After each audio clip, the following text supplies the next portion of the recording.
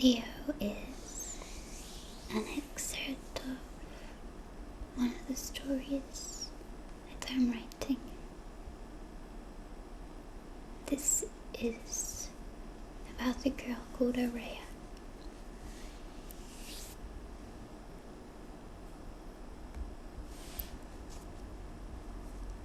I gasp as I see myself in the distance. As I get closer, my footsteps slow. I'm scared. What would this Araia say to me? Wow, my hair's longer, I comment to Leo.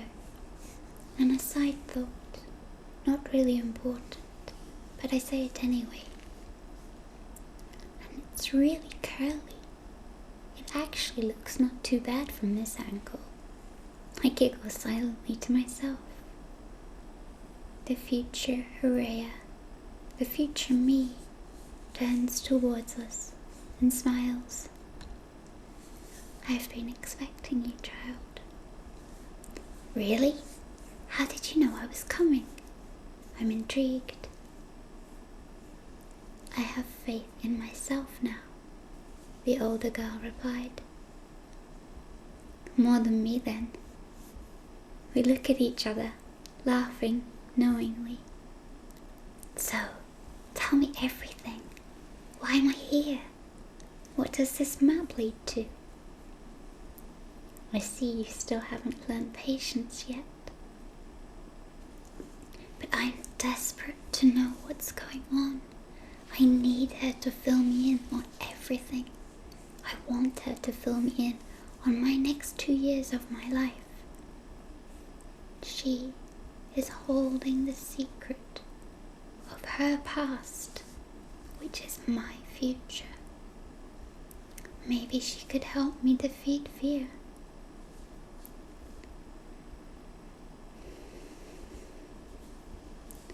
As if guessing where my thoughts are going, she holds her hand out, touches my shoulder gently.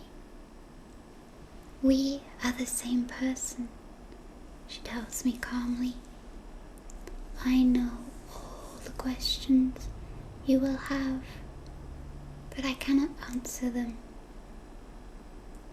Why not? I interrupt her. Why won't I just tell myself what I want to know? If I was me in the future, I would tell myself. She smiles. Can she read my mind? Or maybe she just knows me so well, she knows what I will be thinking. Wow, she is me. Was me, wasn't she? Yes, she agrees.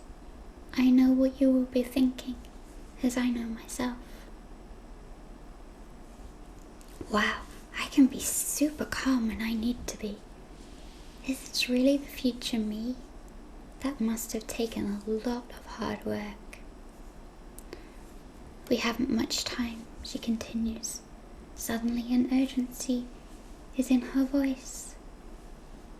I start to interrupt again, but she holds her hand up. I immediately shut my mouth and listen to her. She seems to have a good positive influence on me. I presume you have something for me? Oh yes, of course, it's a map. I don't know what it's for.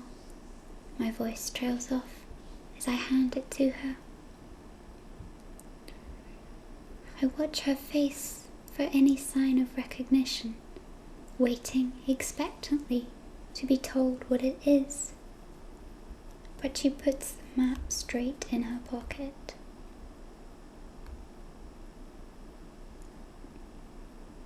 Why did she not even look at it?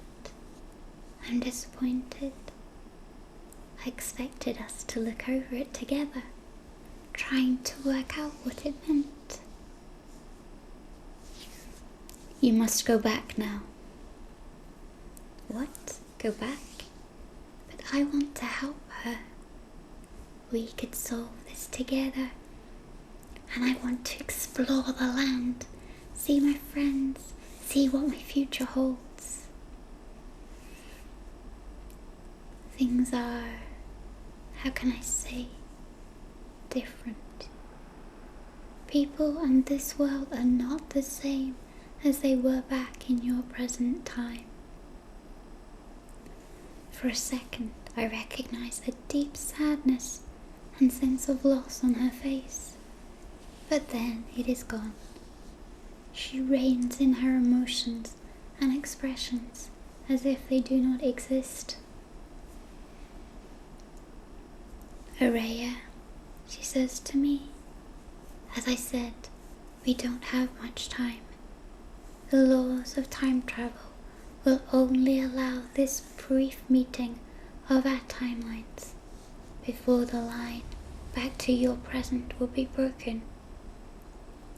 When you will return, you will not remember what happened here. You will have no recollection of the map or why you are here. But I want to remember, I want to help. An idea starts forming in my head. Why can't I just stay here in the future with you? Two of us is surely better than one. My thoughts race ahead of me in my mind.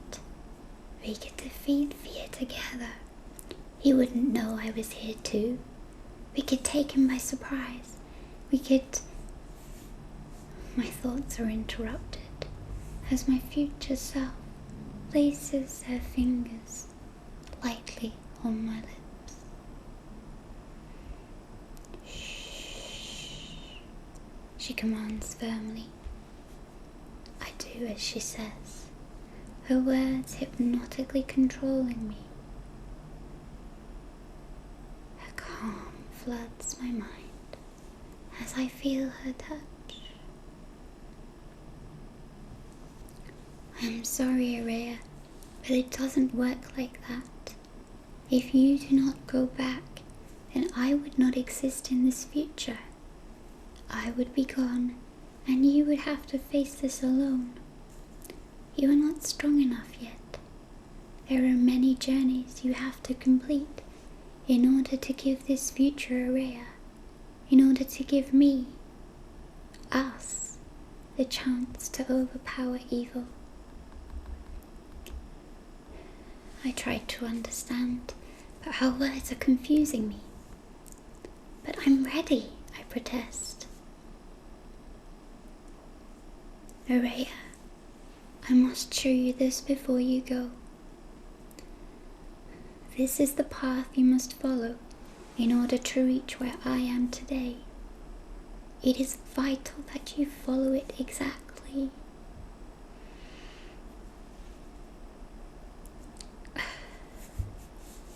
She pauses, holding her breath for a moment, as if concerned how to say the next sentence, but an almost desperate urgency is present in her voice. A small sigh escapes her lips, and she continues, I have to show you the path through connecting to my mind and yours. You will feel as though you have lived it with me. When you return to the past, you will forget, but your soul will remember its journey. Your soul will guide you again to this very present moment, right now. So I don't have a chance in my future. I don't have a choice. I feel almost angry. She is telling me what to do. You have already made the choice for your future once, but you have to commit to making those same choices again. This is our only hope to survive. Oh, if Philon was here, I could ask her what to do, what to say to reason with this older, wiser version of myself. She looks into my eyes and pleads with me. We do not have much time. Please. I nod my head grudgingly, unsure of what to expect next. Gently, she places her pale hands against my head. There is nothing for a moment but quiet. Am I supposed to see something? Feel anything? Suddenly a million thoughts and memories rush through my head. Every second of every minute of every hour of the last 2 years of my life ingrain themselves in my mind as if I have just lived through them. My head feels like it will explode. After a couple of seconds of this reality pass, she lets go of my head. My legs buckle under me. The weight of what I have experienced weighs heavy on my heart. I cry and scream out, trying to make sense of the plethora of emotions. I want to bang my head on the wall to stop it. I'm sorry, I'm so sorry you had to see that.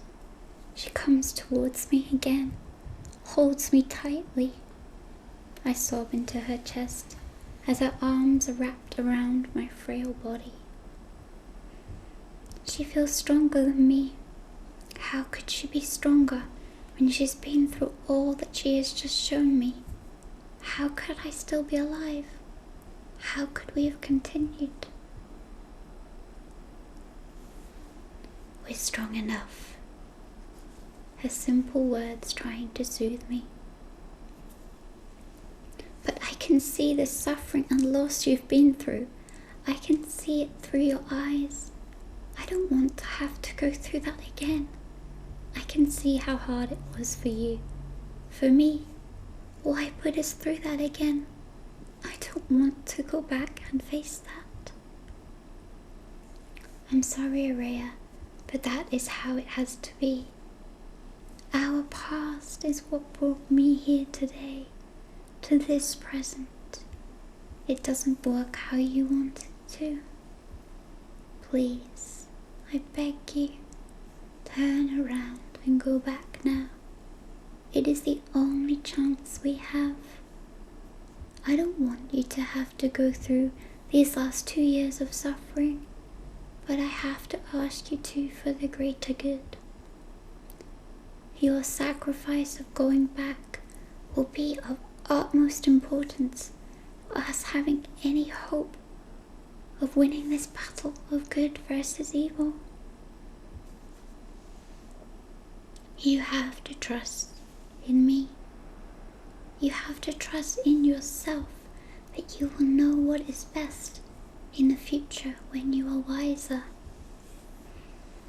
A lump forms in the back of my throat.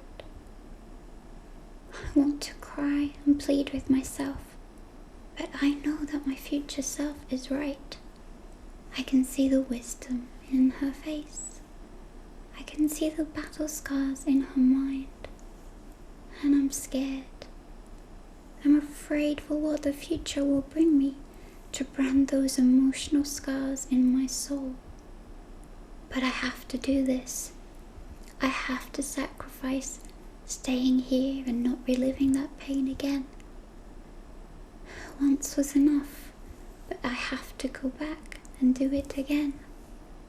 And I know in my heart, I don't have a choice.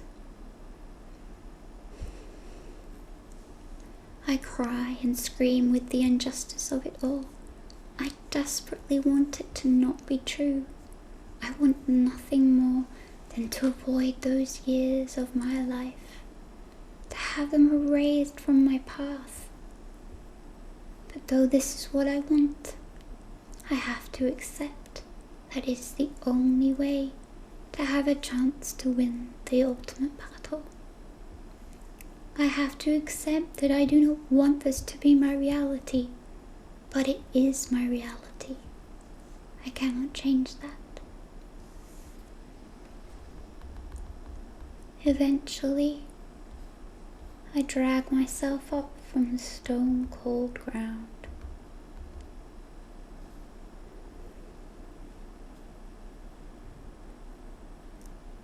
Another sigh escapes from my lips.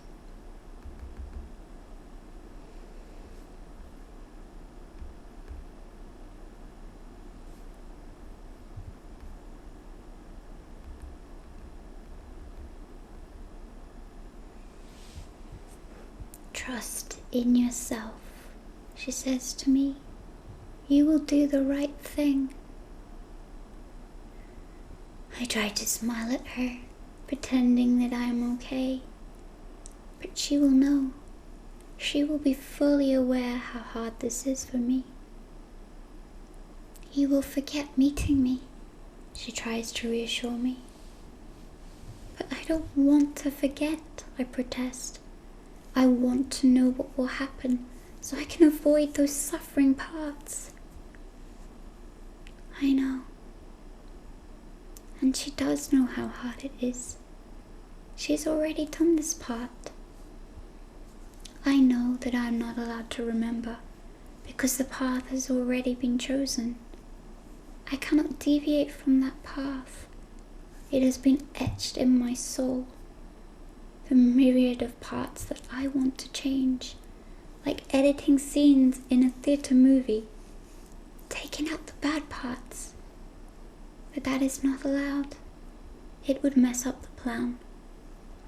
So I cannot be allowed to consciously know what will happen for the fear of changing the path ahead.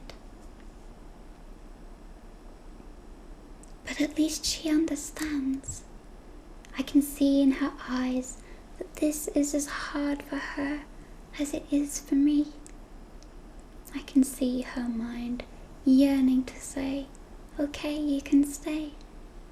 And just having her acknowledge and understand me makes it easier to leave now. If I was strong enough to do it once, then I can do it again now. I hurry back to the time travel machine, almost running before I can change my mind. But each step becomes one pace closer to facing the pain in my past. I falter for a second. I look behind me. She's watching me, a sad expression on her face. But as she sees me look, she beams a big smile and waves her hand. You can do it, girl. You'll be okay. She almost cheerleads me. I give a half smile briefly, before turning again. I launch myself towards the machine and press the button before any more hesitation is possible, before I can change my mind.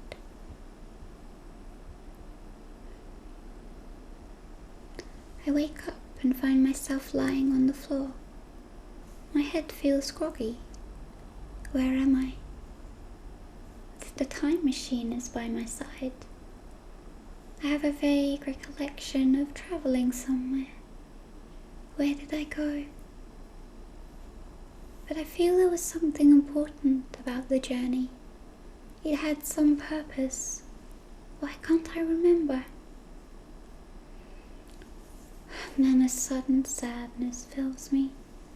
A deep yearning and devastating sadness. What am I so sad about?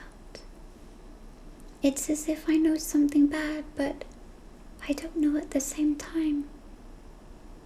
I catch a glimpse of my reflection in the mirror. My eyes are holding some knowledge of a pain I have not yet experienced. I do not understand it. I rush to the cave to see Philom. She can explain to me what happened. Child, you are not meant to know yet. It is important that you do not find out until the time is right. Messing with time travel and memories can alter the future we have set you on. We need you to forget this experience. Block the memory away. Lock it up inside your head. You cannot show it to anyone. But I start to protest. No. Philon's harsh voice startles me. For a flicker of a second, I am almost scared of this dragon in front of me. You must do as I say, she continues in her normal voice. I am amazed that all the time that I have known her, I have never seen her as a potentially dangerous beast that she is. She would never hurt me, I know that, but she has so much power and wisdom.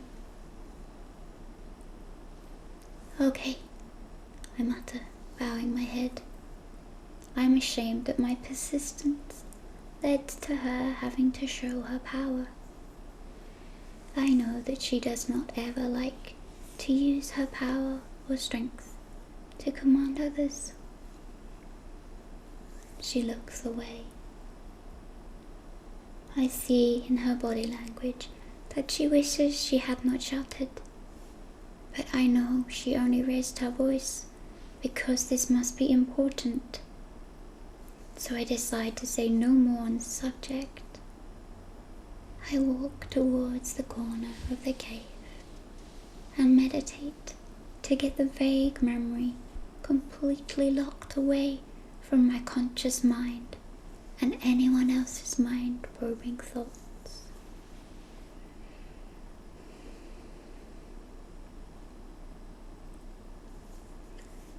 After 20 minutes of meditation, and I am complete, I feel calmer, happier, lighter, like a heaviness has floated away, the darkness turning lighter in my mind again.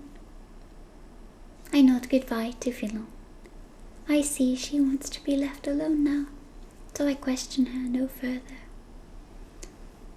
As I exit the cave, my mind automatically changes focus, and I think of my friends, my schoolwork, and the shadowy figure that keeps following me.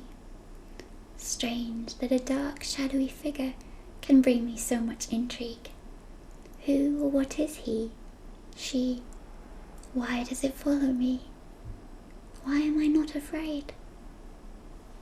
I find my unicorn waiting for me, and we fly through the dusky sky back to our homeland. I want to be with Cindy and Toby and Keela, to laugh and play like the carefree children we should be. In an ideal world, these experiences we have had, and surely future struggles too, should not be for children to suffer. But when I reach my friends, we laugh and run, we have fun. For these moments, we can be just children, the carefree children, playing, fighting, running, swimming, flying on unicorns. We are mindful of the current moment and push to the back of our minds the thoughts of fear and the black shadows. Thank you for listening. This was a sample of a book that I'm writing called The Light Dreamer Chronicles. Thank you for listening.